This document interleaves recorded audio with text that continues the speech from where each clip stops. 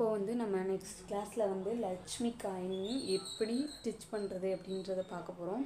லட்சுமி காயினை வந்து நம்ம ஸ்டிச் பண்ணாலுமே ப்ளவுஸில் நம்ம ஸ்டிச் பண்ணி போட்ட பின்னாடி இப்படி ஸ்டிச் பண்ணியிருக்கோம் அப்படின்னா இது தூக்கிக்கிட்டு இருக்க தான் செய்யும்.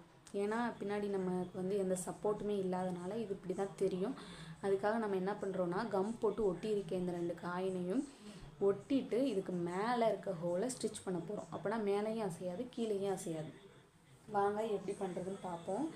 அதுக்கு இந்த ஹோல் மட்டும் தனியாக தெரிஞ்சால் அசிங்கமாக இருக்குன்றதுனால நம்ம போன வீடியோவில் சக்கரிலாம் பார்த்துருப்போம். முந்தைய வீடியோலலாம் இந்த மாதிரி சக்கரி வச்சு எப்படி ஸ்டிச் பண்ணுறது அப்படின்றத பார்ப்போம். வாங்க. இப்போது இதுக்கு வெளியே இருந்து இப்போ நான் ஸ்டிச் பண்ணாத க்ளூ போட்டு ஒட்டாததை பண்ணி காமிக்கிறேன். இப்போ வெளியே இருந்து எடுத்துட்டு இந்த ஹோலுக்குள்ளே போயிட்டு குத்திட்டு திரும்ப வெளியவே எடுத்து ஒரு லாக் போட்டு எடுத்துக்கிறோம்.